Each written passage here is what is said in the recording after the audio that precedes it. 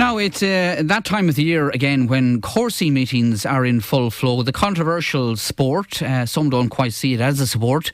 There was a 2-day coursing meeting in East Donegal in Lifford on the 31st of December and on New Year's Day last week. And this week, the annual 3-day Tubbercurry coursing event takes place on Friday, Saturday and Sunday. And they are always very, very well attended events, both from those involved in coursing and from those who just go along to watch. For years, several groups have been campaigning to ban coursing, but to no avail. It came before the Dáil, I think it was last year or the year before, and there was no political support for banning coursing. Among those groups who have been consistently campaigning on this matter, a ban on coursing, is the Irish Council Against Blood Sports, and Aideen Urell, whose campaign director, is on the line. Aideen, good morning. Good morning, Niall. Yes, it is. And I don't know how many years we've been talking to you around this time of the year when we have a number of coursing meetings. Yes, it's been too many years. I mean, it's a disgrace to think that in this country we like to consider ourselves civilised and progressive, and we've progressed in many ways, but certainly not when it comes to animals. We're still in the dark ages. And you know, Niall, you said there that those meetings were well attended. Yeah. In my experience over the last number of years, it's been dwindling, the crowds going to them. I mean, you might get 150 or maybe 200, but to me that's not well attended. I mean... Well, the reason I mentioned the attendance, because it was one of the reasons that Minister Heather Humphreys referred to when this was debated in the Dáil, as I say, I think it was last year or maybe 2016. She was talking about the impact on the local economy and how important it is. Well, now, I don't know what kind of an impact it has in the local economy, but I went to observe a meeting in Varadkar, and I'd say I was the only person in Varadkar village who purchased a cup of coffee there, because the people in the coursing field were having their own lunch. They weren't bothering to boost the economy there. They were having they had their own way of their own lunches. And well, I'm sure that's not an argument as far as you're concerned. Your overwhelming concern is... overwhelming concern is the welfare of animals. There's no denying that cruelty. And Tubbercurry particularly has a record of high numbers of hare hits. For instance, in 2017, that's the year before last, 16 hares were hit, 4 injured, 1 killed and 1 found dead afterwards by the ranger in the paddock. And then last year, 14 hares were hit, 8 pinned and mauled and 1 injured. And at the end of the meeting, there was 13 hares unaccounted for. What happened to those hares?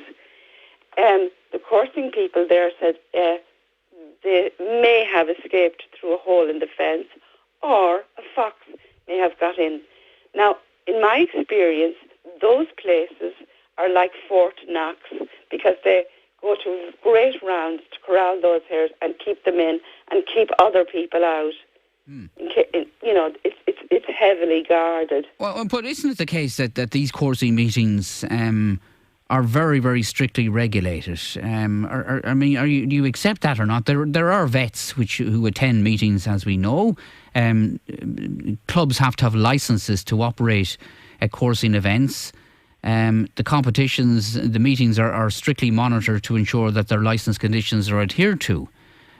They have a licence, and they have something like 20 odd.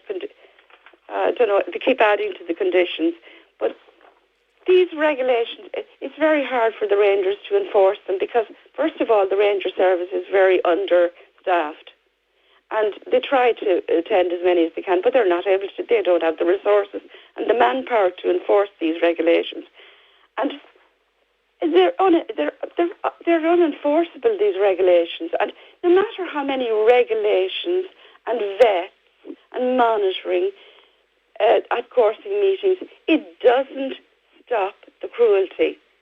People are standing around watching a hare running for its life in front of 2 greyhounds.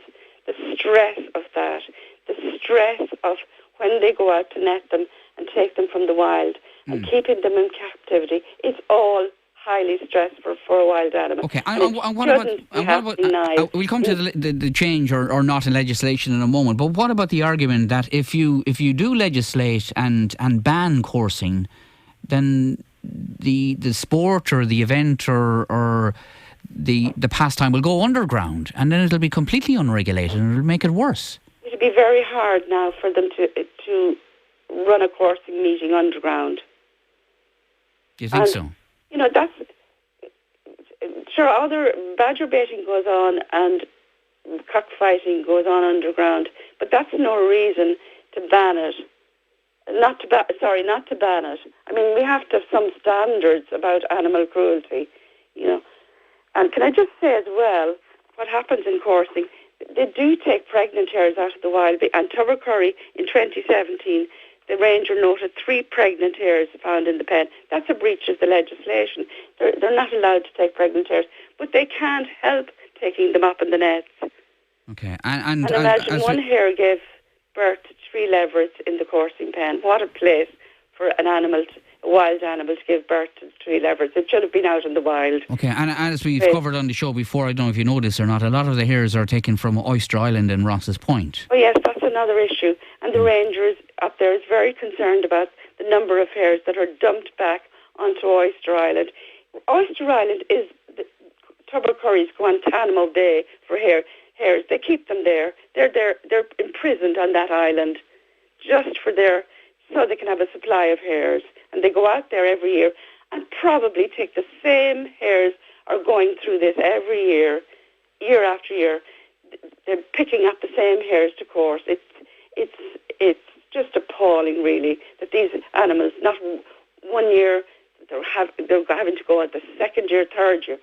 And the ranger is concerned about Oyster Island because he thinks that there's not enough to sustain hares and that there's not enough acreage. And there's also sheep out there.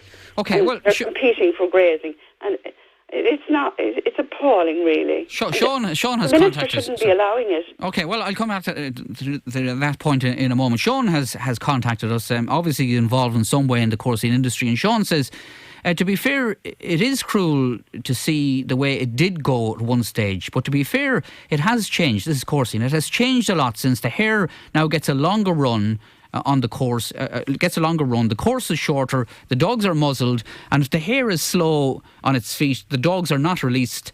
As a hunting man myself, it has changed. But the sad thing about it is that if what I said is brought up in the public eye, it's condemned. As I always say, every animal and bird should have a sporting chance. Do you give any credit to Sean at all to say that they're going out and netting these hares from the wild and keeping them captive, and he's not acknowledging the stress involved for the animal. And about the long slips, he's talking about giving them a sporting chance. The ranger noted that on day 3 of the coursing last year, the conditions were very wet, and the hares were struggling through the soggy ground up the course. And the slipper made it didn't give them enough of a slip, a long enough slip, and there was a number of hares hit.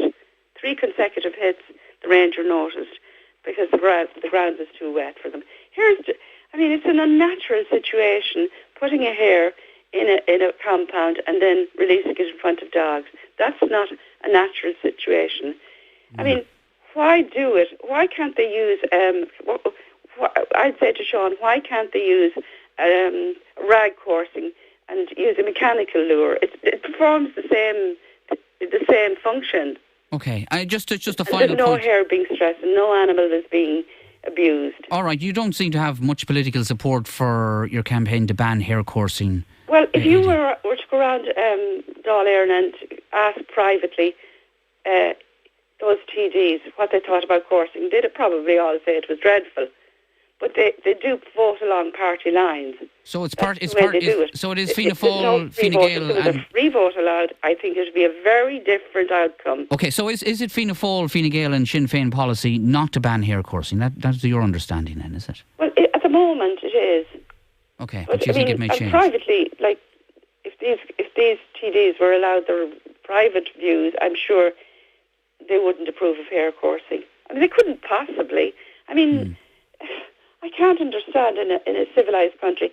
I mean, probably a lot of these TDs haven't even seen hare coursing. They don't know what's involved. Okay. I wish they would go along and watch that poor little hare struggling up the field in front of two greyhounds, and they'd probably say to themselves, oh my God, what year is this? And what planet am I living on? Aideen, thanks for joining us. It's so bizarre.